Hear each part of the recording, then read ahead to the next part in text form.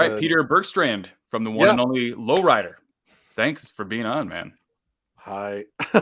Honored to have you. Huge fan, and this is gonna be great. Thanks a lot.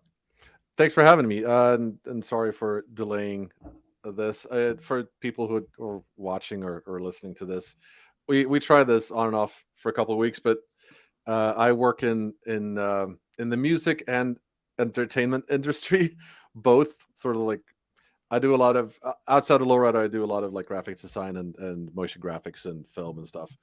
And December is like a very busy month, so we tried to schedule this. But yeah, this is just like a little bit after Christmas, and the pulse is finally down low to where we can actually find a minute to talk. So it's awesome. And yeah, it is awesome, and I appreciate you taking the time to hop on here. So, kind of the jumping off point of this podcast was the Fuzz Club episode that we did on Ode to I/O. We dove in.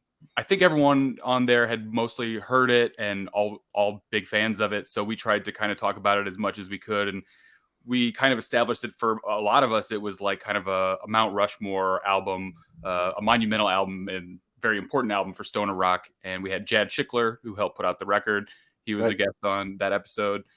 And you had reached out and said that you could maybe clear up a couple things. I know we had a few questions that were left maybe unanswered. We talked about kind of the scene at the time and things with the album and why it took 20 more years to get a second follow-up and that kind of stuff. So that'll be kind of our jumping off point. It was that Fuzz Club episode. If anyone hasn't checked it out, go check it out. And obviously, if you haven't checked out Ode to I/O, highly recommend that as well. I mean, first of all, it was a great episode. Thank you for doing that. I actually didn't know that. I mean, I speak to Jad pretty much daily since we run Blues Funeral records together, or Blues Funeral recordings. Sorry, but he's sort of the more music and business side, and I'm on the art side. We started. I mean, our collaboration goes back to when he signed us back in the 90s or late 90s, but since then we've just stayed friends. And like mid 2010s, he reached out with this, like, he just had this crazy idea of like getting back into the record industry because he sort of punched out for a couple of years after he sold Meteor City. That was where Ode to I/O was initially released and his label, but then he was just like, I want back in. I have more to give. So we started talking about that, but he was just like, I want to do something that feels more cohesive and more as sort of an experience. And he had dreamt of this like something he hadn't seen before, which was like he'd seen these sort of like subscription services where you get like a vinyl 7-inch each month or something like that. But he wanted to do it for albums and more of like an even more cohesive experience with the graphics and packaging. So we started dreaming up post-wax together, and that's sort of how Blues Funeral was like born, out of committing to doing post-wax. And then out of that, I mean, we also released all those albums as sort of standard releases. So then the label was happening. So I mean, yeah, we talked pretty much on the daily, but I didn't know about him doing this podcast until it's like, by the way, I did a podcast on Ode to I/O like a couple of weeks back. I was just like, what? You could have told me. and then I saw the episode, and it was kind of like mind-blowing to see from the outside and sort of hear your discussion on how much it has meant and just also your theories on stuff, which is just like out of respect, and also sort of out of I know the importance of a good mystery. Maybe I shouldn't reveal like some stuff, but also it's sort of annoying knowing that, I mean, this record was released in like a time when you weren't doing constant like marketing stuff on Instagram or like anything. So it was just a record that people could read what it says on it and then should like make up their own image. Yeah. And we haven't done a ton of interviews, so there's not that much out there like how to clear things up. So there's a lot of like misconceptions of how, what it is and whatnot. So I just figured I'd, especially when you started talking like, oh, does this refer to like IO? There was some god that was some like incest stuff. I was just like, oh wait, we need to clear this shit up. Yeah, for sure. Because no, it's not. Also, we were mentioned on by Metallica. Weirdly enough, a couple of years back, Lars Ulrich and James Hetfield had like they listed their favorite albums, and weirdly enough, we ended up on James Hetfield's top 10. I saw that you put that in your Instagram at one Yeah, point. And it said Hetfield's favorite band or something like that, and I was like, that's insane. That's awesome. I mean, first of all, I'm a Metallica fan, but that's insane, and especially to have like one album at that point, probably, right? I don't know if Refractions was out yet or not, but no, it wasn't. This was in like 2017, 18, something. I mean, I was finishing like the demos for Refractions, but we were mainly like doing this self-released, like why I heard about it was because we were doing this repress of O2I ourselves on vinyl, because it was just sold out, and I saw on like Discogs and eBay that was just like selling for insane amounts. So I was just like, this is nuts. Also, that pressing that we did back then was not very well made, because it was, most of what people can find was made in or maybe all of it. I think those pressings were made by this, like on a license deal by this place in Germany, and they did kind of a piss job with mastering it. And also it's really more of like a double vinyl, but they shoved it into one vinyl, so it's like at the cost of sound quality. So we did this. We just following. We'll remaster the record and put it out together with like the out of print Nebula EP tracks and call it O2I Deluxe. And that's definitely pushed it over the 2 LP barrier. So that's what you can buy now. It's a remaster that sounds way better than the first one, and also the pressing is way better. But I mean, that's when I was sitting like packing those in my basement by myself. I got this email from a fan who was just like, "Oh, congrats about the Metallica thing, by the way." I was just like, "What Metallica thing?" It was like, it said link. I was just like, "What the hell is this?" That's amazing. Apparently, then Lars Ulrich had this Apple iTunes podcast where they were just like, I don't know, listing their top 10 tracks. I mean, that was then. It might not have been out of all time, but it seemed like it was like, oh, these are my favorite tracks. And James Hetfield played Convoy 5 off of O2IO, which was weird. But there was like, that was one first misconception, because they said O2IO, which means, at least for me, it would be like the ones and zeros, like input, output, that kind of reference. It's not. It doesn't have that connotation at all. So it's referring to Jupiter's moon Io, and is sort of it's a long story, and it doesn't really make it better from me telling it, but it has to do with my love for the movies and books of 2001 and 2010 and so forth. So the Arthur C. Clarke novels and then films. So yeah, definitely a space theme, but so it's the moon. That's why also if you buy the record now on CD or vinyl, the labels have the pattern you see on this actually photographs of the moon Io.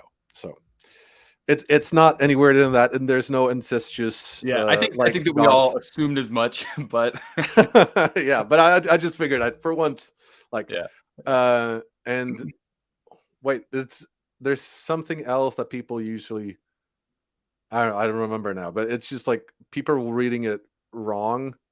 Oh yeah, people were reading it like O to low. For just because it's like it's in lowercase letters. Yeah, the font. Yeah, the font, it can be a little tricky at times. I mean, if you just look at it, it clearly says O2IO. But, and I was, just because I didn't want it to be that's why it is in lowercase letters, because I didn't want it to be mistaken for ode to low. If you had like capital I and then an O, you could read out low. Sure. I was just like, so it was very deliberate back then, but regardless, it started popping out in reviews and whatnot that is ode to low, and then it should have like snowballed. So again, I don't know if this is going to help, but it's ode to IO. Well, I think that I brought this up maybe on a couple of different podcasts actually, but I kind of came into stoner rock late. I was more into like heavy metal in high school and college and stuff, but I got bored and was kind of like, I wonder if there's any other bands out there that are like Queens of the Stone Age or something. And then from there kind of snowballed. It was like Truck Fighters and Rollerball and Astro Queen and then Odio. And to my disappointment, Astro Queen only had one album. You only had the one album. And then there was like this 20-year gap. And I was like, well, that's it. Like, this genre must not be, really going anymore. There must not be new music. These bands aren't around anymore. That sucks. And around that time, a couple years later, it was like, you guys are putting out this next album, and it turned out to be amazing.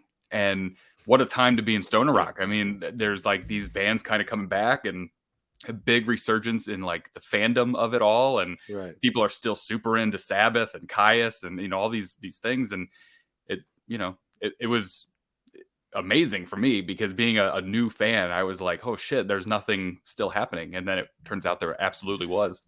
I mean, for me, there's been like, I had the same experience, but Jad talked about this a little bit on your podcast a little bit. It was just like how much time you got. But I mean, since he covered most of like how the second coming of this type of music came about. Because I mean, the first really, it was like there was just a couple of bands that sounded this way. I mean, there's a slew of grunge bands that I also listened to, and they were borderline, I'd say, like in the sludge stoner, like desert rock kind of vibe. Sure, yeah. But it was like bands like Snail or Tad or, I mean, Melvins, of course. Yeah. But I mean, they had their own thing, and it was sort of like branching out of the same Sabbath tree, but really not doing what Caius did or Fu Manchu did or Monster Magnet in their like vein did. Yeah. Those three bands are very different, but somehow they had like this connective tissue of like, it's sort of like, I don't know. It's like pizza with different toppings. It's still like, oh, I dig pizza. Right. So for me, I mean, when I discovered Caius, I'm born in 1980. So, I mean, I discovered them really, I think like a month before they broke up. I was really late on I thought I was late.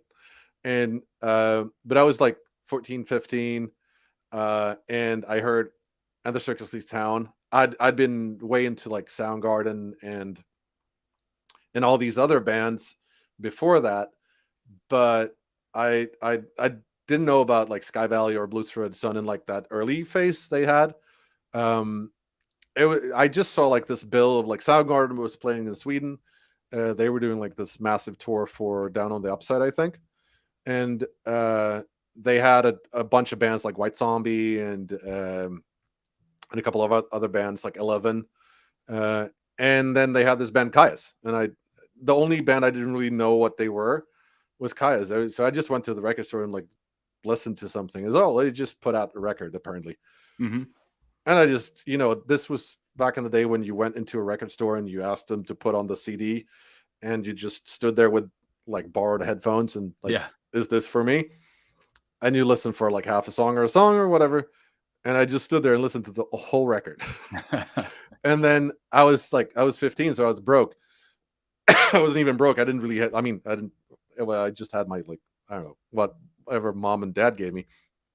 And like a CD was a lot. So I came back the next day and was like, can I listen to it again?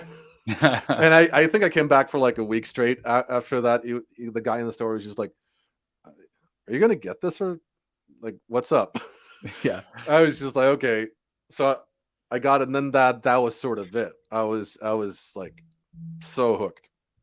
And I had the same kind of epiphany when I was 11 when I heard Led Zeppelin for the first time. The first time I just put on the debut album, it was the same thing where I hadn't heard music like that at all before. I was just listening to like Twisted Sister and shit like that, and then an older an older friend put on, like in the car, just put on a tape, and I didn't say anything. It was just like Good Times, Bad Times, that intro hitting, and I was just like, what is this? And Hell like yeah. my world just changed. Right. Yeah. It was like this.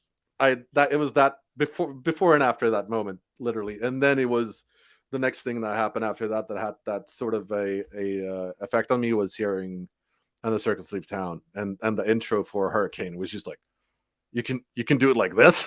Yeah. And weirdly enough, both things are hitting our drum intros. It's just like very significant drum intros, which has become sort of a red thread through our entire discography as well. It's like drums matter. But yeah, so I mean, and just when I discovered that band, it was just like I discovered Fu Manchu slightly after that, just trying to find other bands like it. But I was just like, oh, this band I just discovered, they just call it Quits. Yeah. Right. And it was just, and also like I didn't go to that Soundgarden show. Just I prioritized shows, and I was going to this festival instead of that. And then I discovered Kai's after the show. I was just like, fuck.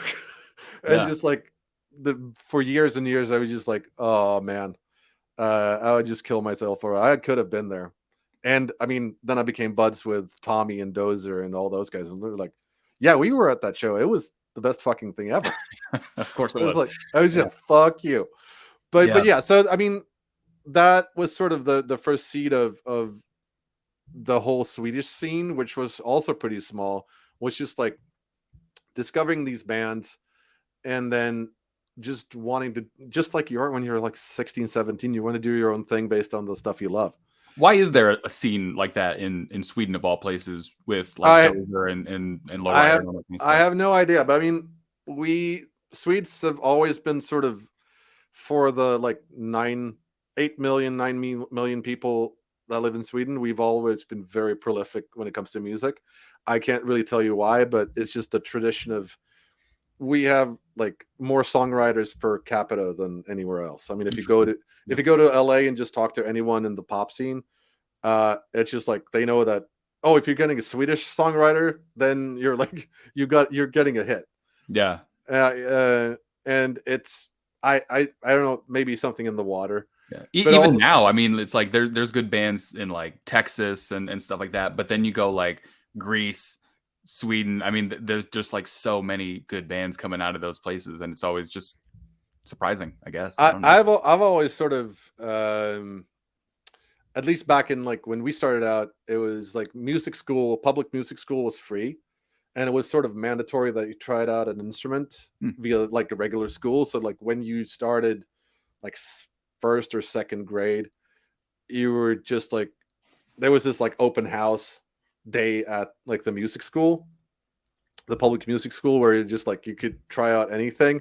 Yeah. And then you were like encouraged to play, and it was free. So I mean, it's like, if you don't want to do sports, okay, I'll just pick an instrument and do that for a while.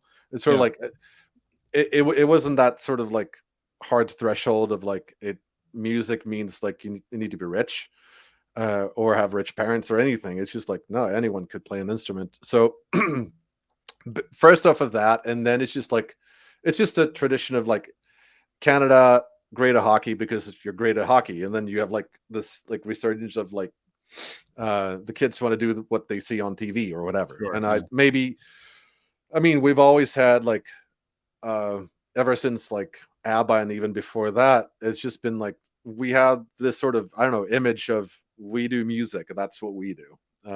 Besides like doing furniture that you assemble yourself. So when Ode to IO came out, what was the reception around it at that point? Did you get a sense of how important this record would be or become, or was it just like, well, we tried, and you know? It was more like that. I mean, I had nothing, like, I had no bearings. I was kind of young. I turned 20 on the tour for Ode to IO. So I was like, I think I was 17 when we made the Nebula EP, and then I was 18, turning 19 when we recorded O2IO. I mean, then I thought I was like, oh, I'm grown up. And now I realize like I'm such a kid. But Yeah. I mean, a kid with a lot of like energy to do shit, and you had a lot more free time. Yeah. Um, and also less stuff that was sort of like, I mean, you couldn't even fathom having like a phone that would like steal your attention all day long like Right. it is now. Yeah.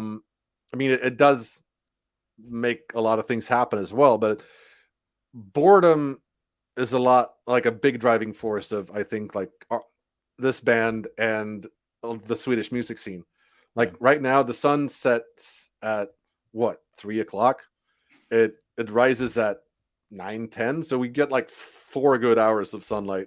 And then when we were growing up, I mean, it's just cold and dark, and you stay inside with your buddies, and like out of boredom, you start bands. At least that's like, I think, how the Swedish scene came about. Uh, it's boredom is good. That's like the bottom line. But yeah, I mean, when we put out O2IO, the only like, I wouldn't say like we've had it easy, but we've had a lot of luck. Um, and I mean, the first demo we recorded was, I mean, we just sent it in by on chance to this like compilation that Jad was putting out. Uh, and like, so the first demo we did ended up on a compilation together with like John Garcia from Caius, which is like, Yeah. if you tell that to your 17-year-old self, it's you're good. There's like, Yeah. you've won already. It's like you Right. don't need to Yeah. do anything, Yeah. and everything else is just gravy. So, Yeah. and after that, what the next thing that happened after that was Jad said, "Oh, you know what? This went well. People really like that track. Do you have more?" And I was just like, "Yeah, we have some tracks. Like it was just ideas, but uh, okay, let's do an EP." And then he came up with this idea of like having more of a name band and then like a less name band and putting them together to have an album, so like a double EP. He started that format, which worked really well for us because he put us with Nebula, that was just coming off of like the Fu Manchu fame, and then Dozer did the same thing with Unita. So I'd say Mhm. like Jad rocket started both of our sort of careers with those EPs. Of course, I'd like to think that we didn't like fuck up with what we put out there, Sure. but still, just putting out an EP with like a no name band, uh, it would not have had the same like thing happen to it. It would like maybe snowball after a while, but I mean, you have to understand that was like we just like won the lottery pretty much, Yeah. and then pretty much straight after that, it was just like, oh, people really like the EP. Did you want to make an album? And we're like, oh, cool. And since we always recorded ourselves in the studio where our drummer works, he's always worked in the same studio since like, I don't know, a year before we started the band. Um, we've had he was just like, here's the budget for making an album. We were like, okay, that'll buy us 2 weeks like in the studio for ourselves, or 2 or 3 or whatever. Uh, and it was like, well, okay, we'll just like go in and record the album then. Like, I don't know, just so naive. But it was. I think you can hear it in the record. It's got this sort of, I don't know. Every guitar tone is like the same for all the tracks, pretty much, because we all recorded them like in a batch. Yeah. And the same thing with the drums. It's just like everything is just recorded like, okay, all the drums, all the bass, all the guitars. It's like, and then, oh yeah, we're doing solos last, and then we might have like a wah or not. So that's why it's so consistent. It's just like you can hear that it's recorded in the same week. Yeah. That's not a bad thing. You know. It's not a bad thing, but it's like, it's definitely not how that record would have been done today. Would you have thought Sure. more about like differentiating? But yeah, so I mean, we didn't have anything to really, when we put out that album, is what was our debut album for all of us. We didn't have, I mean, we'd put out demos with other bands and like, but we've never had anything be like, oh, it's on actual vinyl. It's just like, whoa, this is for What is real. the stoner rock scene like to you at this point? Because to me, coming in way late and not really living through it necessarily, it was like there's Caius and then there's nothing and then there's now in my view. It's like I mean, in a way, there was this like post grunge thing that no one really had a word for. yeah. People that was like into Caius and the people in Caius called it desert rock. And when you were putting this record out, though, were you thinking like, well, we're going to enter this scene? There's already a base there. There's fans that are like looking for this stuff, or we were like, we just like this music, so we're just going to make it, and maybe five people will hear it, and who cares? 100% that. I mean, Okay. we just recorded the tracks that we had. It wasn't like, oh, we'll have these like 5 throwaway songs or whatever. We went for broke in that way because like it was, again, 19 years old or like 18 or whatever, and like naive. It was just like, we'll just record these tracks, and then it was also not like this idea of like, what happens if it sounds like shit after the 2 weeks. It's not like, oh, then we'll just like go back and think it through, maybe do like we'll do the vocal takes later and like think about it. It's like, no, the cold I had then is on the record, because like, no, we're doing it now. And then also, well, listen, since we were like, we lived in the studio, and all we did all day long was just like record and listen back and mix ourselves. So we had like no time off, which meant like when we were getting into crunch mode with like 3 days left and needing to like also record while mixing, I was just waking up, like we stayed up until 1 or something in the morning recording, and then you just slept on the like travel bed they had out in the living room, and then you wake up and you realize like, okay, back to work. I just heard Andreas sitting there mixing the tracks. I was like, everything sounds like fucking shit. I just hate it. I was like, I hated everything about it. So it's just anxiety the last couple of days. So no, we had no idea what we were doing, or that we were doing something that had any importance at all. It was just fueled by, I have these riffs in me. This needs to come out somehow. And it's just like, you have a dream of what it's going to sound like, but it was also sort of our first time in the studios. And we were just like, we had no fucking idea, but we had we were lucky in a lot of ways. And also it was just fueled by like a lot of gut feeling. And also I need to say that Andreas, by then, that's how Nicholas and Andreas, the guitarist and the drummer, they met, and how we got Andreas in the band was because they were both going to this like audio engineer school that had the studio as sort of in their facility. So they were like coming up on like graduation. So Andreas, at least, were like, he was by then good at mixing. It was still like, he was sort of one of his first mixes that were going to like become a record. Yeah. But still, I mean, it wasn't like we were just like, oh, what does this do? I mean, we were figuring out shit out, so we went. But I mean, he had some chops. Sure. And we were also blessed with him being a very good drummer, even then. So, but yeah, I mean, when we put it out, it was critically. I mean, critics liked it. It was like, it got 4 Ks out of 5 in Kerrang, and I think it got like good reviews. But mainly they were saying like, oh, this is good. Sounds a lot like Black Sabbath and Caius. Yeah, like a lot like Caius. We kind of talked about that on the Fuzz Club a little bit, and yeah, to me it was so surprising because I know that like the tone, that it's stoner rock and it's got that Caius vibe, but like the vocals are so different. The records, to me, the Caius records don't sound like this. This doesn't sound like that. It was surprising, and why would they single this album out compared to anything else that was coming out at this time? I mean, stoner rock album. I mean, there wasn't that much coming out in this specific sort of vein. There was a lot of like heavy stuff, but it was, I mean, it's hard to think about it like that, because I mean, I know exactly what I did like 5 years ago. It feels like yesterday. Mm-hmm. But then it felt like an eternity in 2000 when we put this out. That 95 happened when I heard Caius for the first time. It felt like ages ago. Yeah. But for most people, it was just like, oh, it's that they sound like that record that I heard yesterday.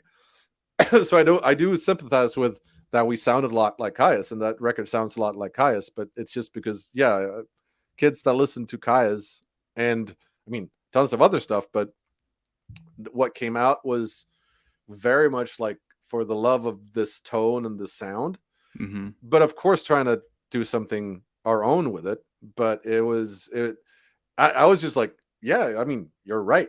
To the Yeah. reviewers, it's just like, yeah, I get you. And now, if someone were to say that, it would be such a different thing, because it's such a big scene, and there's so many bands that draw references from Kai's and Fu Manchu and like all these like Yeah. OG bands. And even like it's been like this weird full circle where people mention Otsuayo as like their reason for starting a band. It's just like that, just weird to me. But it's very humbling, and you realize like all you need is time for something to, like, I don't know, grow into what it is. And that is again what, to answer your question with the longest answer ever, but I mean, if we had any idea of what we were putting out, it was like, no, it was just a record.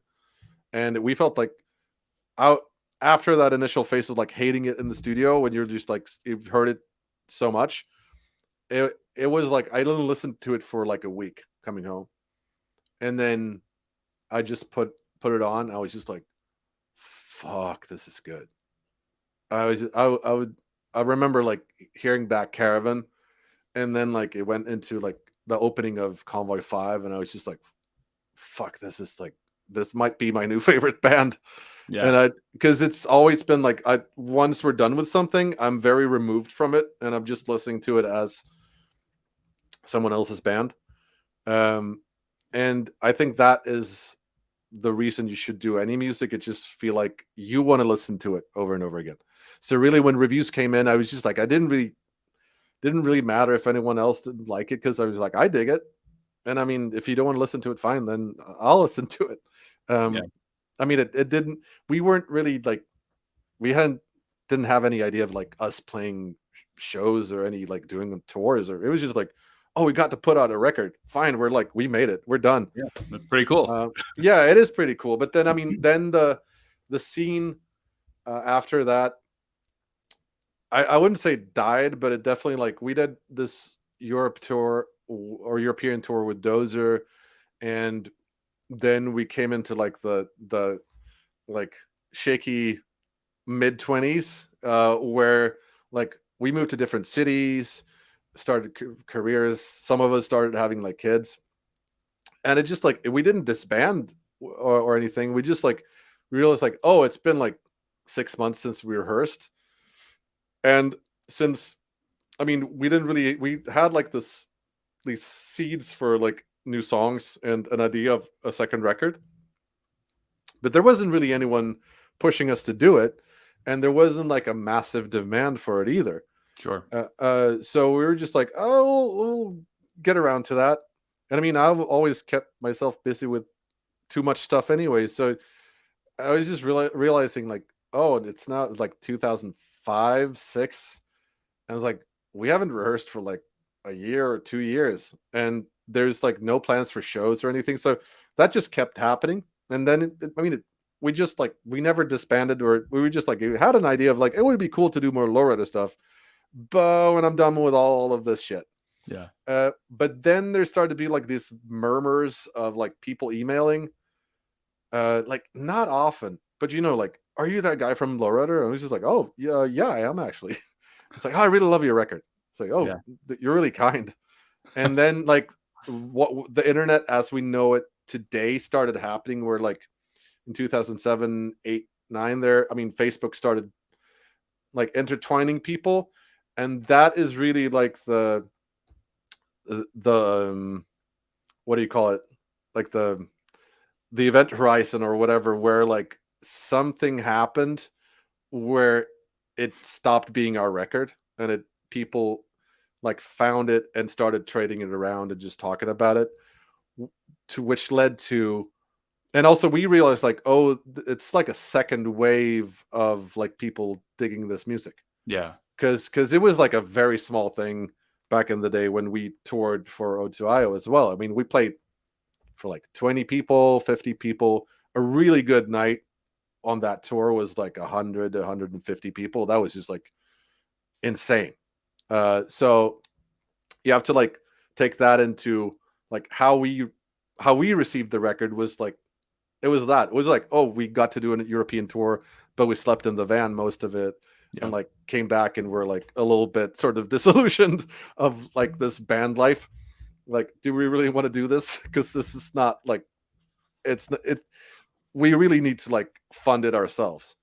And then like fast forward until like 2009, 10 something, and you realize like this is living its own life on the internet now.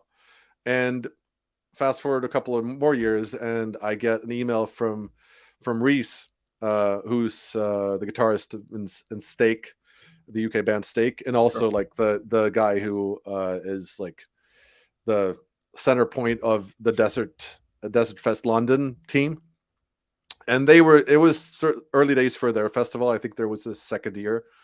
But he was just reaching out like, hey guys, I just want to see if like, A, is this Peder of Lowrider? And B, like, would you consider like reforming for a show? And I was just like, wow, that would be fucking cool, like playing London. So I called the guys, and we literally hadn't been talking, all the four of us, for I think like 5 or 6 years by then. I mean, we've met like on and off, like just one, like twos and twos, but never like the four of us. Yeah. And within 5 minutes, the band was like back together to do this one show. And you have to know, like, by then also, like I was mid like launching the second record for my other band, IR Droid. I'd like focused on that for 5-6 years, and put like the last 3 years of my life into making that second record. So I was just like, I'm launching this now. And then that email pops in. I was just like, okay, we'll just do that show. But then it's like IR Droid. And then we get to Desert Fest, and we had no idea. It was like literally, we had heard murmurs, but we go up on stage and there's like 2,000 or 3,000 people, and they all know the songs. It was literally like, you know, I don't know if you've seen that film, The Game, that old 90s film, where like you can buy an experience of like living someone else's life for like a week or a day or whatever.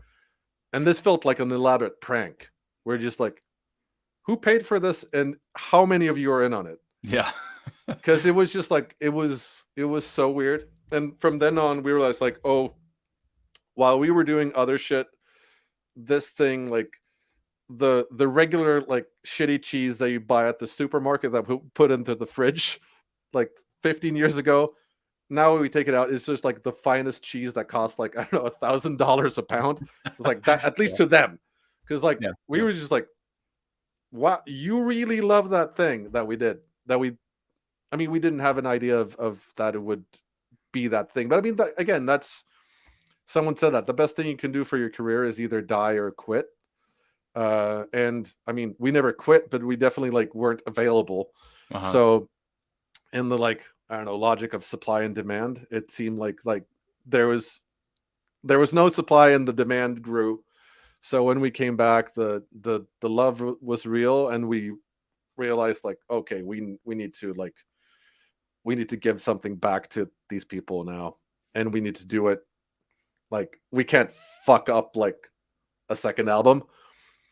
So it wasn't really intended to be like that long from that show until Refractions came out, but I'd say like most of the songs were done in like 2016, 17, but then we had to figure out how to record it in 4 different cities and just traveling, but mainly sending stuff back and forth. And then the whole like pandemic happened, but that was mainly like around launch. But we really had made like a pandemic record before the pandemic, because we were acting as a band to record that as people were doing during the pandemic, because we like, there was no easy way of like for us to meet. So, and also I was just like, there's no need to rush this record. If we're putting this out and it's just like, it's okay, then people are going to see it as like the worst record ever, because it's like, it's the same sort of freedom of putting out a debut record. Is like you have the expectancy of no one, and so like you can only win. And if you fail, there's like no one cares. So it's just like it's just a tree that fell in the woods that like no one cares. But here it's just like it's a very public falling of that tree. If you put out a dud, and I realized like when recording the tracks like as demos, I was just like, this is good, but it needs to be as good as not as good as O2IO is, but as good as people perceive O2IO is. Yeah, that's a good point. And then hopefully be even more than that, because if we're doing a record that sounds like that record, we're also going to get like, you think that you're giving people what they want, but people don't want the thing that they love. They want something that remind them of that, but is something new. Well, so you definitely nailed it on that front. And I guess my question of how that came about is like, if I were in a band 20 years ago, yeah, it would sound and be like something very different than what I would want to make 20 years later. So how easy was it for you and the band to go like, we're Lowrider again 20 years later? Like we have to think stoner rock. We have to think desert rock record. We have to think fuzzy. We have to like, yeah. Was it natural? Were you still into that kind of music, or was it like? I mean, the Why Did I Droid? I released that debut record in 2008, and then the next one in 2013. Why that band sounded like it did, I don't know if you listened to it, but I think I looked for it one time and I couldn't find it after Jad mentioned it. It's on Spotify. I'll send you the links. Okay. I mean, cool. It's the thing is, you can definitely hear it's me. It's still got like, I'd say it's more of a mix of like Interpol and maybe like early Queens of Stone Age. Okay, but leaning on like the post-punk and more melodic stuff. But it definitely like pushed through like the sonics and production style of a stoner band. Mm-hmm. I mean, we were called like a stoner pop band when we put that out, and people were reviewing that not knowing that I was in Lowrider previous, and it was just like, it was fun to see that I can't break myself free of like the love of like fuzz drop tune guitars and like lots of bass and drums. So even when I'm doing like this more melodic stuff, it's like, it's still like, it's got this sluggish thing going for it. Mm-hmm. So, but yeah, I mean, I was in that mode, like writing more melodic stuff. And I mean, it's got riffs for sure, but it's not like, the riff isn't like the altar that you pray on. It's like more the melody and the structure. And it just needs to be like, it was a whole different thing. And I was in that mode. And then I needed to like, and that was doing that band was sort of because I had grown tired of everything that happened after we put out O2IO. I felt like the bands that came after that and like everything sounded the same. And I just felt like I need to do something differently, like, or something different completely. I mean, no hate for any of the bands that were putting out music in the like mid 2000s. I just felt like, maybe I just need to do something else for a while. And I just like, the music I was listening to was like, I was listening to Arcade Fire and like Aphex Twin and like Interpol and whatnot. I felt like I need to do something like differently.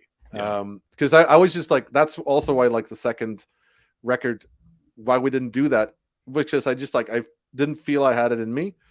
And I felt like if we're doing it now, it's going to feel uninspired and like kind of tired. That's the thing that's so amazing about Refractions to me, is that it sounds like the next record or 20 years later. I mean, it sounds like a part of Lowrider's history, and it sounds like 20 years later because it's so much fuller and heavier and all this different, but you still know that it's the same band. Whereas I think that a lot of bands that come out late, whether you're Metallica or you're the Stones or I would name a band, when they come out so much longer later and they try to make something, you go, now you just kind of seem like a parody of yourself, and you know, it just feels very forced, and no one. I mean, again, that, you know? Again, that I mean, I have tons of those bands that you love their debut record or even like the first two or something like that, and then you're just like, you're looking at their discography and you've gradually like stopped hoping for the thing you love. Yeah. And I'm not going to name any bands except Weezer, maybe, because I fucking love that debut record, and Pinkerton is ace. And then it's just like, what the fuck happened after that? Yeah. And actually, you should check out this awesome channel called "What Makes This Song Stink" on YouTube. Yeah. This amazing guy called Pat from Philly. He makes like a long video essay, like a breakdown, where he pretty much goes to the essence of what the fuck happened to Weezer. But I hadn't seen that then, but I definitely didn't want to end up with Lowrider ending up like that, because I like, people are asking for like, oh, they've been asking for like, when's the second record, for like 15 years by then. And I was just like, you know what, I'm gonna put out something when I feel like it's like an honest follow-up that feels like worthy of being out. Mm-hmm. If it just feels like they did this record to like sell a couple of units, maybe do that tour or those festival dates, and it's just like, why? If you have like the absolute luxury of once in your life getting like something you do, even if it's like a painting or a record or whatever, if you do something that 20 years or like 15 years after it's released, without you promoting it, people still care about it, you have the absolute, like, I don't know, it's a necessity to not fuck up that legacy. Yeah. And it's your duty not to fuck it up. So I just felt like, you know what, I'd rather like stay silent and not fuck up what that record means to people than like putting something out just for me. So that's why it took so long. Like when we started recording it, it was just like, that's why it needed to be done. But yeah, I mean, what's funny about it is, and why it's called Refractions, is because a lot of those tracks are old Lowrider tracks. The first demo we did for Red River, the opening track, that demo was recorded in 2002 or 2001. Wow. Even it was just like, it was just after, like, that was a rehearsal demo where just like Ola was playing this riff. I was just noodling on guitar. I was just like, what did you just play? He was like, I don't know, just like, don't play anything else. And I just like picked up the guitar and played what I heard him play. And that was like that riff. Mm-hmm. And he was just like noodling, but he wrote that riff then. And then we built that in. I built that into a song with a chorus and whatnot. And we had like the seed of like this just verse chorus thing. And we even recorded a demo. And I was just like, this is cool. But in my head, I hear what it could be, but it isn't there yet. It's like far from it. And it needed all those years to then be recorded later to like be finished. Because yeah. I definitely, the vocals are pretty much the same, like melodically and like phrases and whatnot, but I'm singing it way differently. It's way more aggressive back on that first demo, and it just like seems, it's a very young guy who just like tries too hard. And yeah. And a lot of like what Refractions needed to be for me was just like being comfortable with the vocals, because I wasn't really back then. I like the vocals in Otaya, but to me, I feel like I'm trying to sing like the guys I like my heroes. Mm-hmm. And I don't really have that voice that is sort of like pushed to the brink where I can sound like I had whiskey all my life. I've got more of a crooner voice just naturally. And then with iAdroid, I leaned into that and sang the way like my voice just wants to sound. And then I found a middle ground where like with age, I found a little more like raspiness in my voice for sure. Refractions.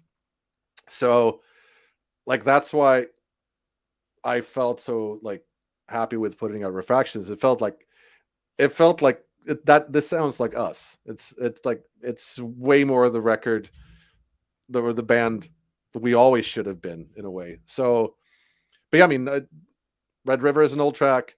Then we've got like these reimaginations of Olmio Pepe and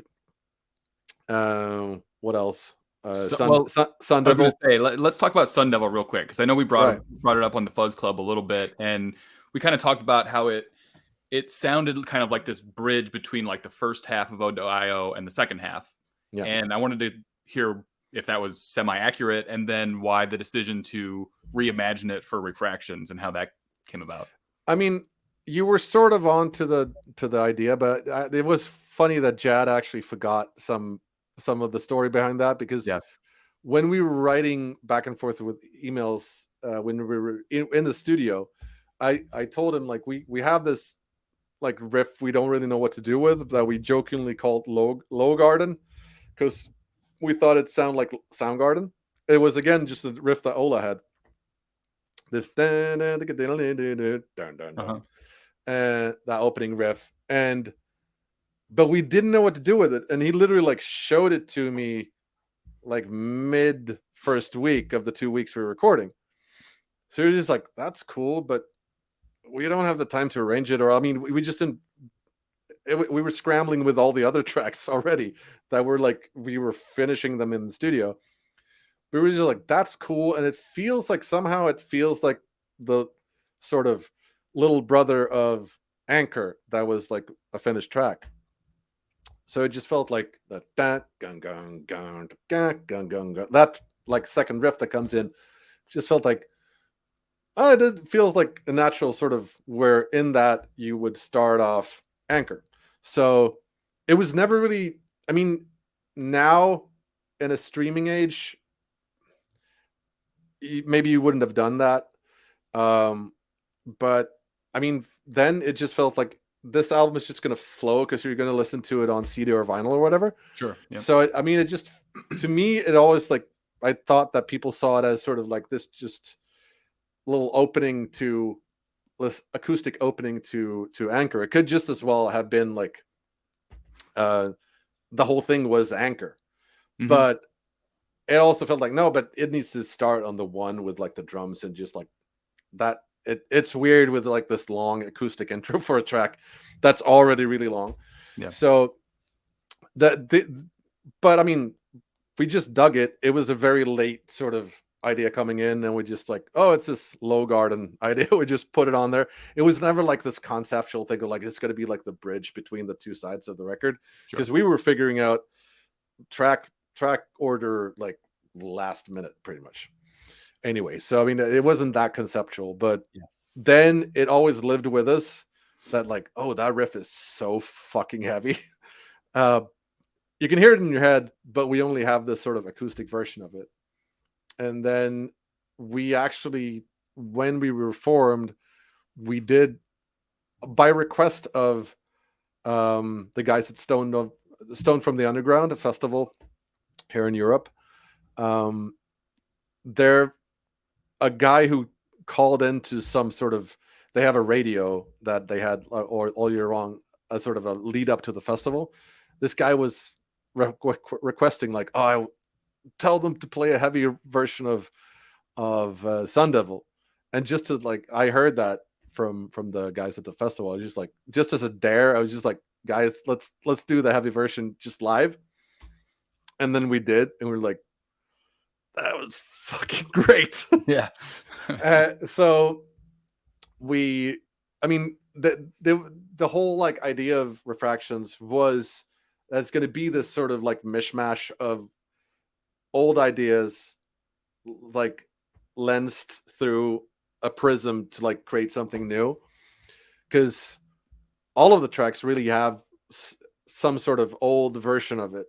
Even like Pipe Rider is a track that actually a buddy of mine, he didn't really write it, but he, back in like 94 or 95, he was doing this chiptune music before anyone called it chiptune, where he just like, we grew up with 8-bit games, and he was just on like these really cheap Casio synths. He was playing like this Mega Man, Castlevania-ish, like Super Mario chiptune, like 8-bit music. Yeah.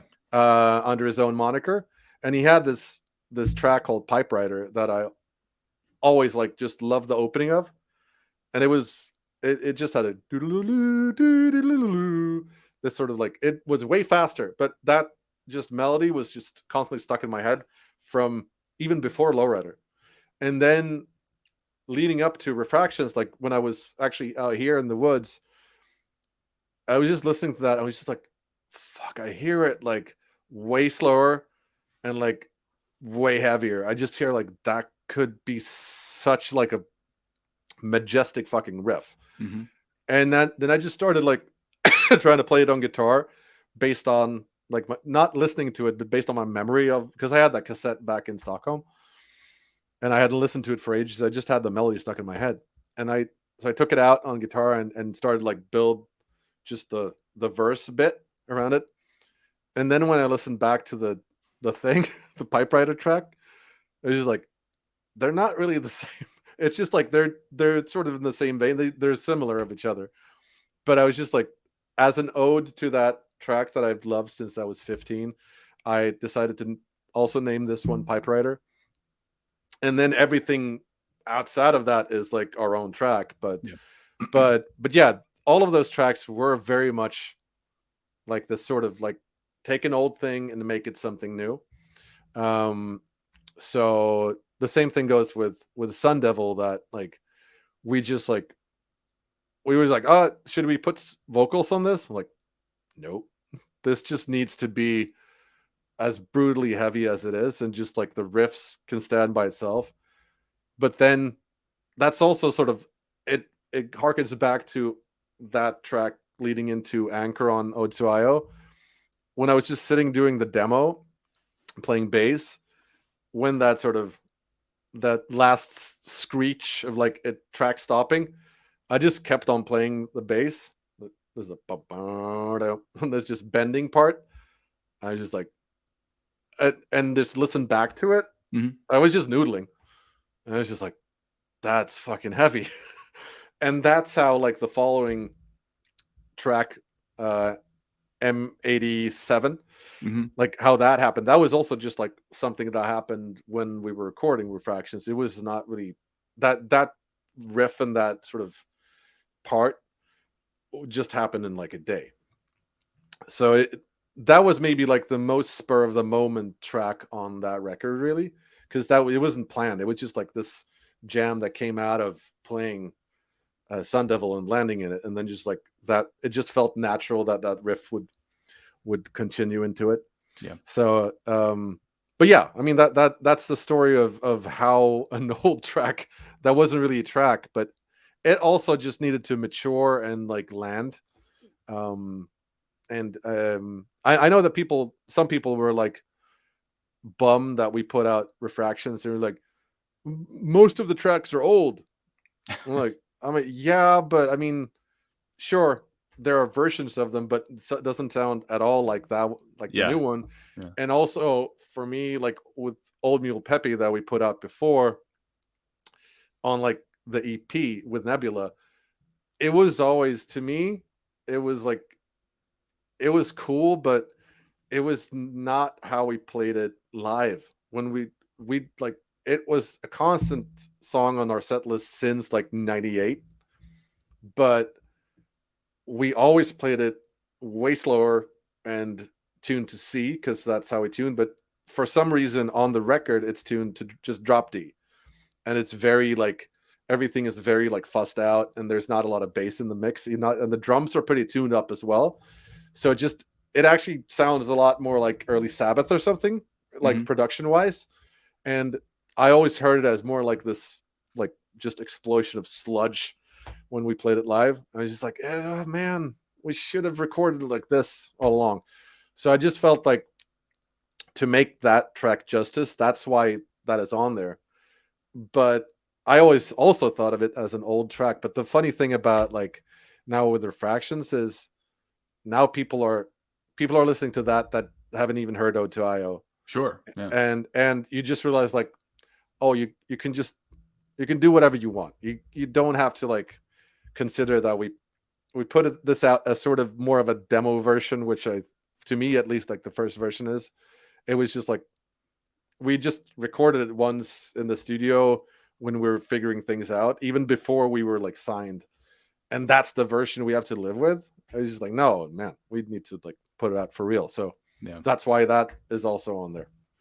So now that Refractions has come out and it was a huge record. In my opinion, it was very successful and exactly what it should be and could be. Now, is there like a new fuel lit behind Lowrider? Do you have big plans for the next year or two, or is it going to be another 20 years before we? I mean, the joke's on us. I mean, I do understand that it's very low hanging fruit to be like, oh, so I'll see you in 2040 for the next record. Yeah, and it's like, yeah, but people don't realize, like, they thought that me and the guys are me being the main songwriter, that was like doing nothing for all those years, right. And no, the thing is, it's just that it's the production phase of when we're making records is kind of long, because yeah, we don't really have like the time constraints of a studio, so we can just like finish the track. When it's done, it's done. Then we put it out. And since we're still like putting out stuff as an album format, the songs that are already done have to wait for the ones that we're currently recording. But yeah, I mean, I'll take that joke. It's fine. But well, no. the scene, like we kind of talked about it a little bit. The scene itself has kind of had a resurgence, and then to have you back with such a great album like Refractions, just curious how you guys feel about it and being back in it, and I mean, every show we're playing is sort of like pinching your arm moment. It's really weird. I mean, we're getting, I wouldn't say we're shocked now that we go up on the stage and there's people there. We're getting used to it. It feels like it's fine, but it's definitely not something we'll ever take for granted. And it is kind of weird to me. But I'd say like maybe age does that to you, but sure. I think most of all, we're just like, we're grateful for every show and everything we get to do is just like, we're not taking it for granted. So I mean, that's again why now we don't have to follow up Ode to Io. Now we need to follow up fucking Refractions, which is going to be even worse, because this was actually like received by people who didn't even know the record really well. So, yeah. I mean, how the fuck do you follow up having like an album of the year on most of the blogs and charts and whatnot? It's just like, oh. I know for me and a lot of my friends, it was the album of 2020. And I mean, I'm humbled to even be mentioned on like a top anything list, but I mean, I don't have any anxiety about following up Refractions like I did with Ode to Io, because I realized late in the process or at least when like it started to become easy to make Refractions, was when I said, fuck it, I'm not going to try to meet anyone's expectations but mine. I'm going to make this record for me. That's what made Ode to Io special, was just like, we were just four guys that wanted to make a record for us. And when we stopped trying to make like a follow-up record to Ode to Io, but just try to make songs that we couldn't stop listening to, then we were like onto some good shit. The tricky part now is, do you have any leftover ideas from Ode to Io that you can build on, or are you starting completely from scratch now? On this? No. That's the thing. What I'm trying to, I'm sorry, I'm a chatty guy, but I mean, and I detour and I get back. But I was trying to say, like, that's what people thought I was not doing shit doing all those years. Thing is, I have like, I don't know, 15, 20 tracks lying around. Some things are just like a verse riff, but a lot of them are fully fledged songs. Gotcha. And so what we have like on the roadmap, if you should be like corporate about it, is like the roadmap for the next year is like put out an EP with Elephant Tree. I've heard of that. Jed mentioned that a couple times. Yeah, that is coming out on this next year of Post Wax.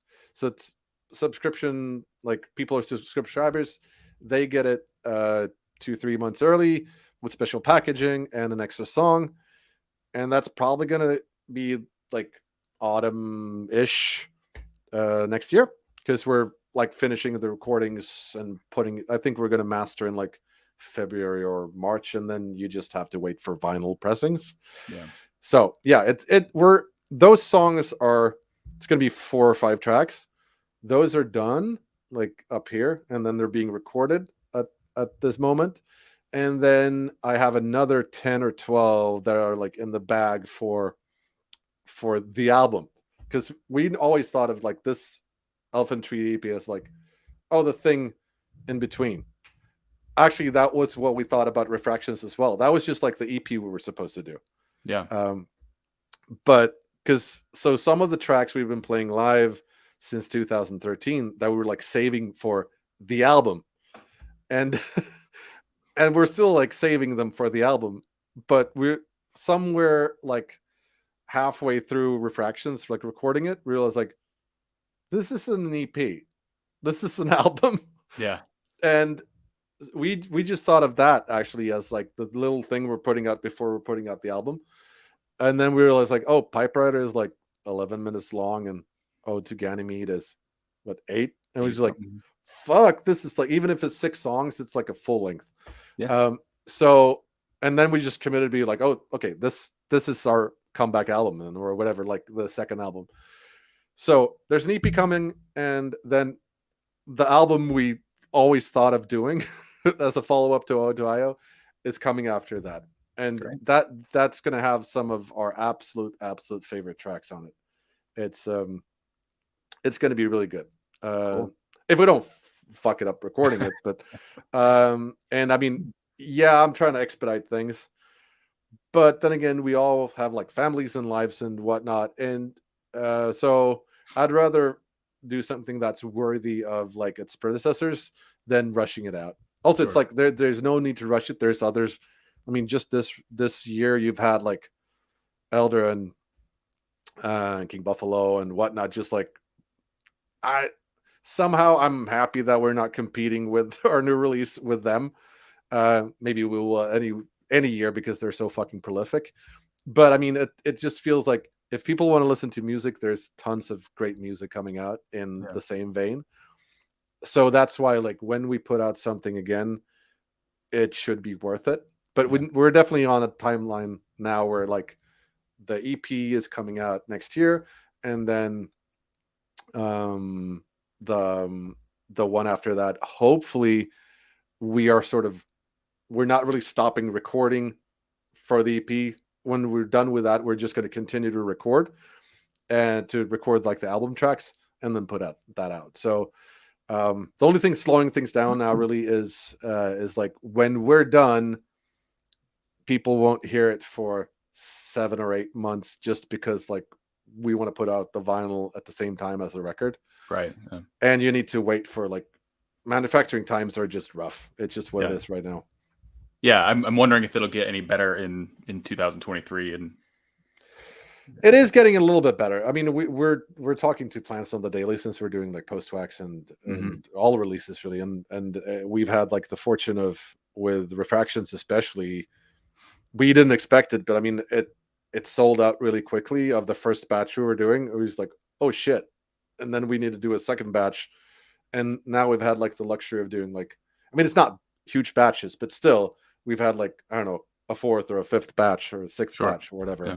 And you realize like, maybe we just need to like, maybe have bigger batches. Cause once you start to sell out, you realize like, oh fuck, it's going to be like another 6 months until we see new records. So it's definitely a factor for anyone putting out music now that are dependent on vinyl sales. It's kind of, it's just what it is. But it is getting a little bit better, but I mean, it's better in the way of like, it's now not like 10, 11, 12 months, but rather like 6, 7, 8.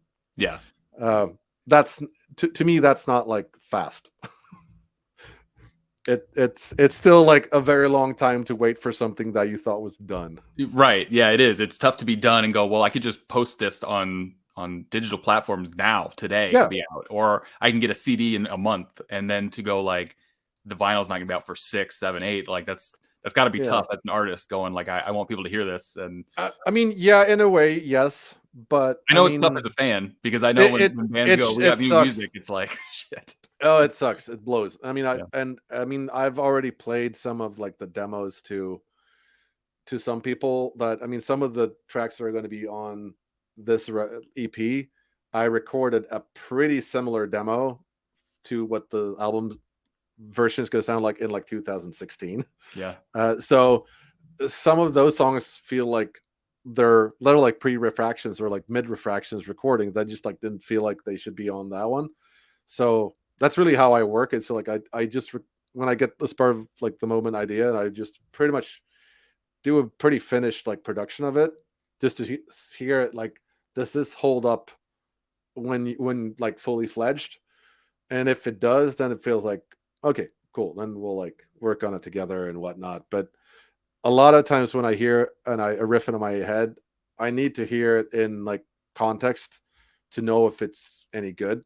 Because that was always the fear when we were back in the day, when you had an idea that was sounded cool in your head, and then you were recording in the studio, and it's just like, this just sounds like garbage. There's like, we're not finding the tone, or like it doesn't have the vibe that I was going for, and then you need to rush it out.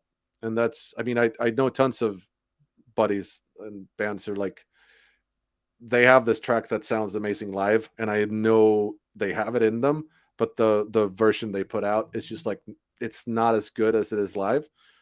And just because they were like, I don't know, they were scrambling for time, or they didn't have time in the studio to like finish it the way they were supposed to. I mean, we have the luxury of being like, having the time to be thoughtful about it.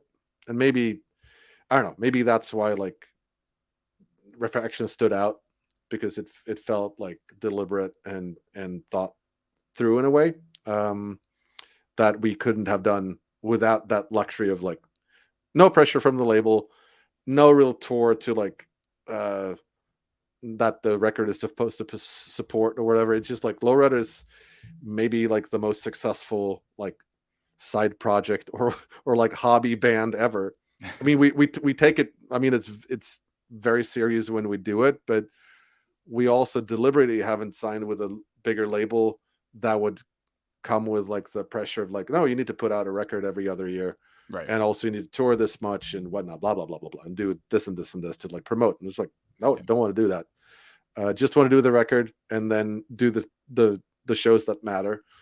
But mainly like, the record is the record is the record is the record. Yeah, that's what it is for us. now I want to talk to you about art a little bit, because Mm-hmm. you do a lot of art and for bands and stuff too, right? Yeah. Did you do the Refractions art, or was it like more like art direction on that? I mean, yes or no. I didn't illustrate it, but that for that one, all of the stuff for that was a part of the first post wax year, and my contribution to the post wax thing was mainly art direction of like finding. I was like scouring the internet for the right illustrator, and because the idea was to do this sort of like thing we haven't seen before, where all of the artworks in the whole series, if you put them next to each other, they form a larger piece, Mm-hmm. so they all connect. And so for that, I needed the one same illustrator to like do it, but we were really doing it like one after another, so we were like figuring shit out as we went along. Yeah, We didn't have like this, oh, this is the piece, and then we're like just drawing it, and then we're Pulling it up, giving yeah. people like the individual frames. It was literally like, okay, now we have the head, now we're drawing the torso, and now the legs. Yeah, It's yeah. more like that. But yeah, I found this illustrator called Max Luffler, who's by then he hadn't like exploded yet, and ever since he's now like, I don't know if we could like get his time anywhere near that we could then, because then we were like really putting time into each of the artworks. And now he's doing like stuff for Rolling Stone magazine and like the National, and I don't know, he's working with everyone. Yeah. I think so. I just realized like, yeah, I found him just before like the peak. But he's amazing. And mainly how we did those records were like, I had an idea, I had maybe like painted out a concept or like a layout of like, this is how large things are going to be and ish.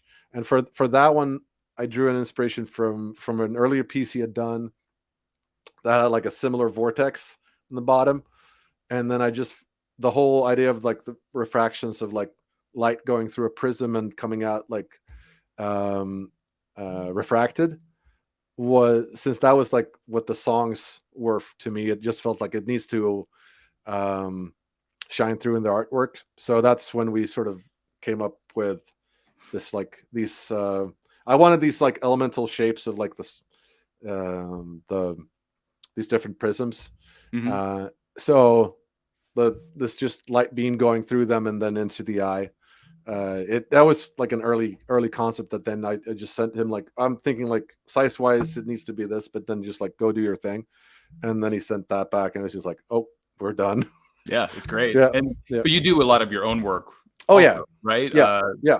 Like Dozer and Greenleaf and a Yeah. few of those albums and stuff. Yeah. I mean, when I don't have like a specific style, I think, and I'm kind of eclectic like that. I Mm-hmm. sort of like whenever someone approaches me like, here's the record and here's what we thought, I usually, weirdly enough, I don't know where it comes from really. It's just like with riffs, it's just like you get this first of either like a feeling or it's just like something pops into your mind of like, here's like, I'm getting like a silhouette of something like this.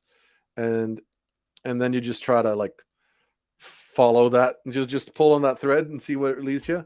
Yeah. And with like Greenleaf, it was pretty much just like they just had a title that was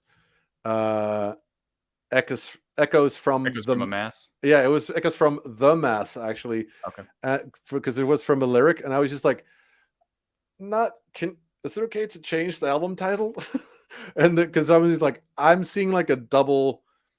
They were meaning it as echoes from the Mass, as sort of like Mass in church or like that kind of a thing, where I was just like, I'm seeing like this very typographical clean cover that just, again, I wanted to do something different than like, it shouldn't feel like a stoner record visually. I just felt like I just see like this avant-garde typography thing where like you have this just gigantic like black hole or like just a large mass in the bottom, and then this sort of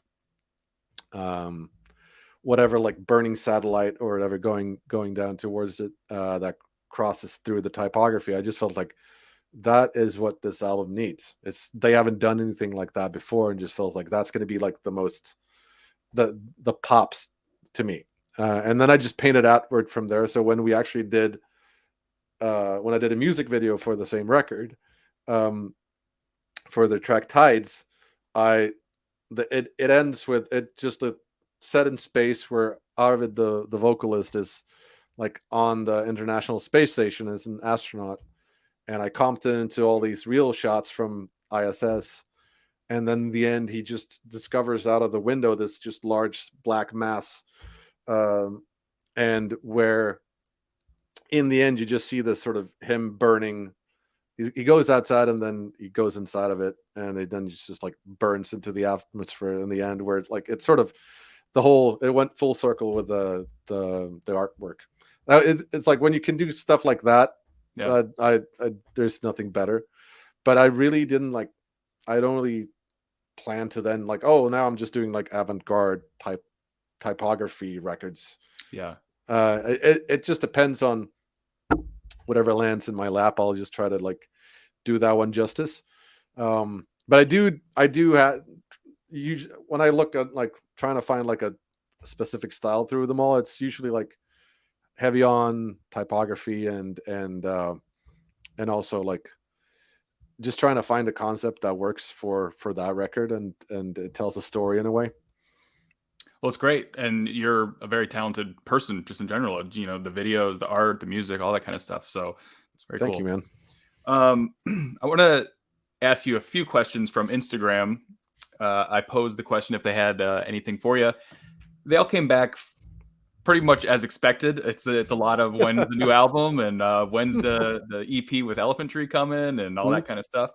A lot of when are you coming to Helsinki? When are you coming to the USA? When are you coming to Stockholm? When are you coming to Canada? When are you coming to Germany? So tomorrow, a lot of the day after that.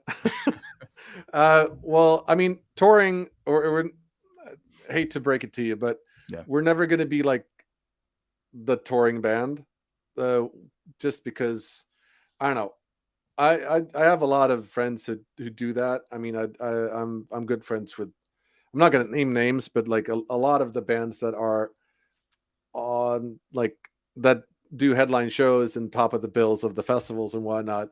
And a lot of them don't have the luxury of having like a second or like third leg of a career to uh to do like I do, where I can do like the graphic design, the film and whatnot. Yeah. They're like, they have maybe like a main job that they hate, and then music is what, like, everything that they do that they love. Whereas like I love to do records, and I love everything about that with Lowrider. And but then I like love film and graphic design equally. And me, just like the other guys in the band, we have families, and being like away touring for longer periods of time is really taxing on Yeah. everyone. So, and actually it hurts sort of the process of making more records, which is, at least to me, like the main, like, I want to do something that's forever, rather than, like, shows are awesome, but it's like just like this firework and then it's gone. Yeah. And it's sort of like, then you're just chasing the next show, and you can't really do it. At least, I mean, we can't, with like where family comes along with you. Yeah. So it's always going to be like, we're trying to do like the shows that matter, and where we can play for as much people as possible.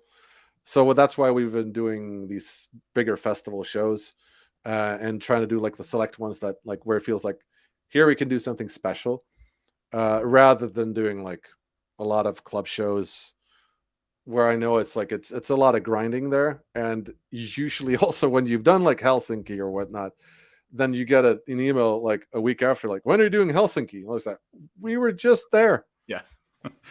No, we were like literally doing Stockholm the other year. And like, it was the Fuzz Festival that was like, it was kind of a big gig. It was like well organized, well marketed. I thought everyone who wanted to go were there. And then like literally a week later, or not even that, like 3 days after the gig, it's like, when are you playing Stockholm? Like, we just did. Yeah. And so I've also realized, like, maybe it's like better to just like try to do a thing that's well advertised in advance, and where you can, and where it probably also is like recorded, so it's on YouTube. Then it's like, then it has like the most longevity. Like when we played Hellfest this summer, it was like, it was an amazing gig. There was tons of people there, and then also they were recording it, so now it's on YouTube. So it's like, if you want to see the way show is with Lowrider, that is like, I think the best thing you can get outside of like being in a club. But Yeah. but I mean, again, now we've got so much focus on like doing the CP and the record after that, that anything that is like stealing energy out of those processes is going to be like, no, we're going to like, it's not like we're not going to do shows. We have shows booked for next year, and we're also booking stuff for 2024 even now. But it's definitely not going to be like, yeah, sure, book us for like 3 weeks Yeah. here, because then it's going to be like, we're going to need to decompress after that, and it's going to steal like 2-3 months of like rehearsal and just like time out of studio, Yeah. to where that we could have recorded an album in that time. And then it's just like, then we'll just do that. So don't know about Helsinki, don't know about, I mean, really, the thing is with us is like, if people reach out and just like say, hey, can you play here? Here's the date, and here's like the sum of money we can offer. If that money is enough for us to like motivate that we can get the flights and go there, sure. But if it's like, oh, we need to drive there, it's like going to be a 12-hour drive there and back, and we're not going to make any money, we're actually going to pay for it. It's just like, I'm sorry, but I'd rather work on the record than, Yeah. It's just that. And even as a fan, I would love to see you in the US at some point, but it's like, you only get to see him one night. So like, if you're doing a tour of 50 dates or whatever, it's like, it only matters to me one time, one of those dates. And then I want new music, I want something to listen to, and I want to hear new stuff all the time. So as a fan, like, I love when bands go into the studio. I want to hear new stuff. So I get it, Yeah, I mean, it's sort of like, I just feel like that, what's that line from Lord of the Rings when he feels like, what's to say, I feel like too small of a piece of butter on too big of a toast or whatever. Yeah. It just, that's, I always have like too much to do, and I've committed to too much, and I'm always late with everything. So I'm always trying to like catch up with whatever I promised to do, just because, yeah, I have these sort of different legs to stand on that stuff I do. And I don't have a manager that sort of like says, you got too much already, finish what you started. So that leads you to the situation where, like, if people want to hear new music, which is like what I'm dreaming of most also, it's just like, then touring is always going to be like, I don't know, fourth or fifth or sixth priority. Sure. Yeah. What are the other questions? I guess they didn't really explain too much of it. It just said lyrics to Anchor. Does that mean anything to you? I mean, there are lyrics to Anchor. Yeah. It's been a very long while since I listened to those. Yeah. Because that is one of the few tracks that we played back in, like, when we released O2IO, but it hasn't resurfaced since. So it's been quite a while since I listened to those. A lot of those, like, lyrics on O2IO is more like, I'd say, like, just mystical poetry kind of thing. It's just like words I liked, or like phrases that felt like had a vibe. Lyric writing back then wasn't really, I never had like a massive theme. It was more like these little ideas sort of just mushed together. Whereas like on Refractions, it was a lot more deliberate, sort of like I mean, it comes with age, but I mean, when we were doing O2I, it was all riffs, and like lyrics were like the last thing we thought about. It's just like, oh, it's like, we need to record the vocals now. Oh, I'd better write some lyrics. That was literally it. I mean, and then sure, it mattered that it wasn't like anything that was awful, but or felt dumb, but still, it's like there's some tropey shit in there, and like stuff I wouldn't have written now. But again, I was 18, so. But then you can imagine what my lyrics would be at 18. So I mean, it's what it is. I mean, I can stand by them, but some of it is just like, this is just words that sound cool. Sure. It doesn't have that. But I think for Anchor, I need to look at it actually. But I mean, for Refractions, it was I'd listen. By then I'd listen to a lot of music where like the lyrics were the main part of why I dug the song, and I just felt like, we can't put out one of these records where like, oh, I'm riding in the desert in my car and I'm going into space, and like I'm running out of I don't know babes and gas and whatnot. It's just like, I'm not doing that. So I mean, no harm in doing that, but it's like it's cool, and it's definitely got a vibe, but that's more like, it's like party music then. And it maybe doesn't sound like it, but I mean, my idea of what we're doing Refractions was always like more of a headphones record, more like a introspective sort of, you sit and listen. And then maybe that it's not that kind of music at all. Maybe it's like you want to headbang and like move, but it's that the way I record music, it's always like very headphoney, of like, and so yeah, it's a lot more heady in that way. Whereas O2IO is a lot more of a like off the cuffs record. It's just like, it's not a lot of, for the better, not a lot of like thought put into like, is this good? Should we do this? It's just like, it feels right. Let's do it. Yeah. It's more like that. Well, I think it shows, your maturity as a band also, that change, that shift, but also, it's still very much Lowrider. So I think that you did it very well. Thanks, buddy. But I've kept you for long enough. I want to do one thing. I think I kept you. I appreciate it. It was great getting all the background on everything. But I do want to do Real or Fuzz before you go. It's just a fun little segment. We're going to look at some album covers, and you're going to tell me if they're real albums or if they are fuzzed, if they're fake, if I created them. Okay. So the first one, A Taste of Dick Black. Well, the thing is, I think this is real because I think I saw it before. Oh yeah, this one is But real. Yeah, this one is real. yeah, it's real. I think it was like one of those early internet like, fuck, is this for real? But yeah, I mean, this, you wouldn't put this out today. But yeah, it's real. Luther Lassiter, too cool for pool. I don't care. I want it to be real. This has to be real. This one is not. This one is fuzzed. Fuck. Yeah. Although Luther Lassiter is a pool player, I chose a real pool player's name for this one. I love him. Camel toe, burden of the hump. This can't be real. Yeah, this one's fake. I made this one.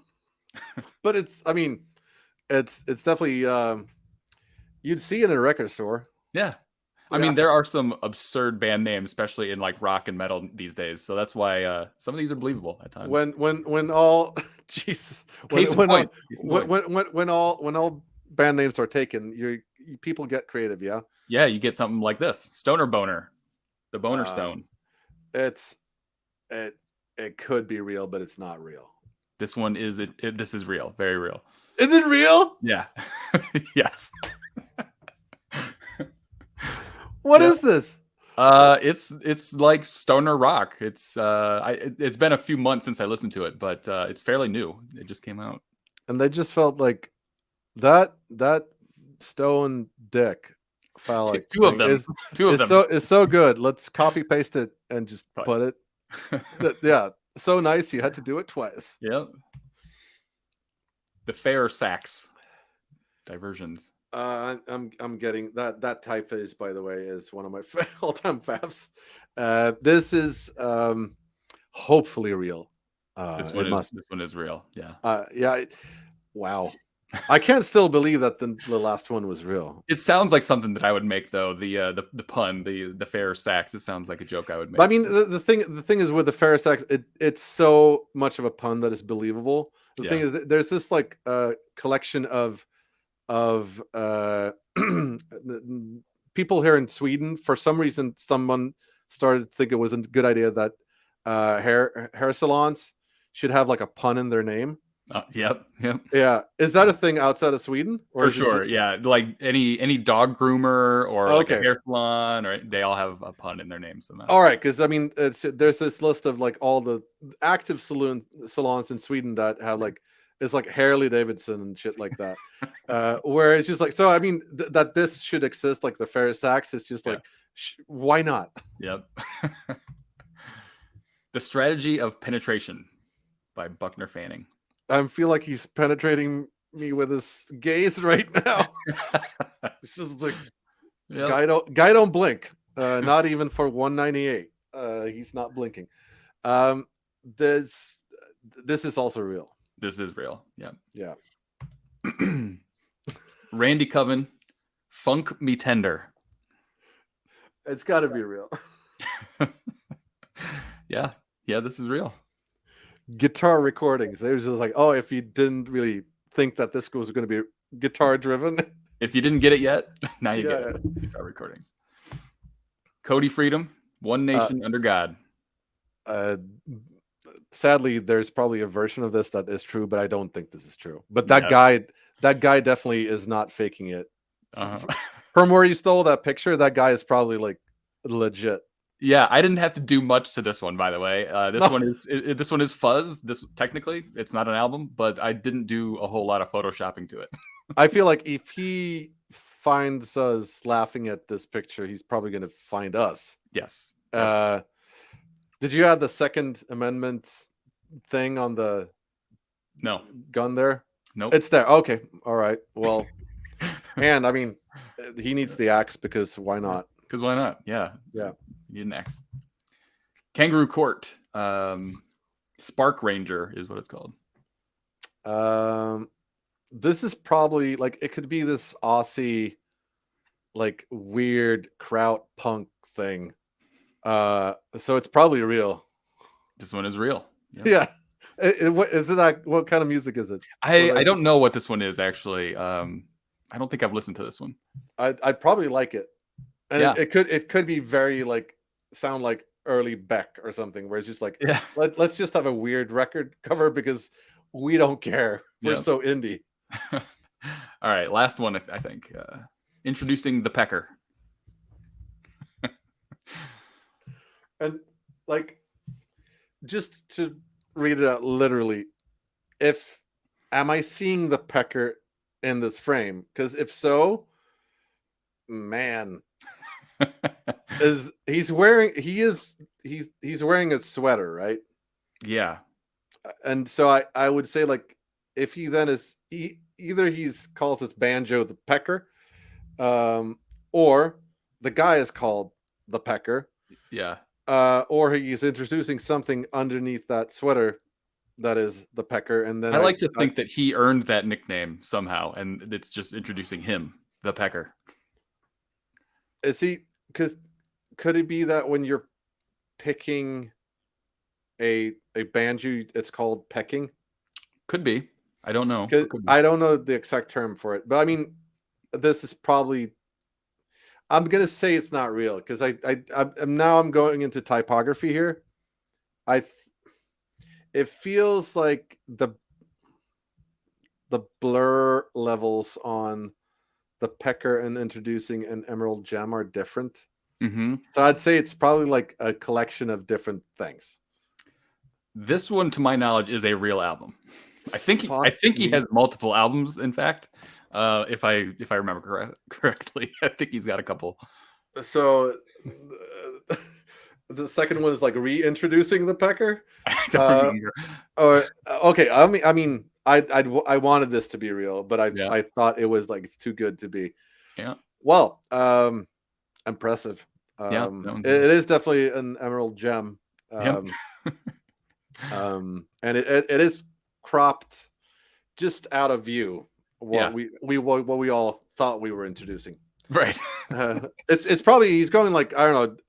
It's probably like Duckburg, like Donald Duck attire. It's like it's fully dressed up top, and then it's just below, nothing below. Yeah. Probably it.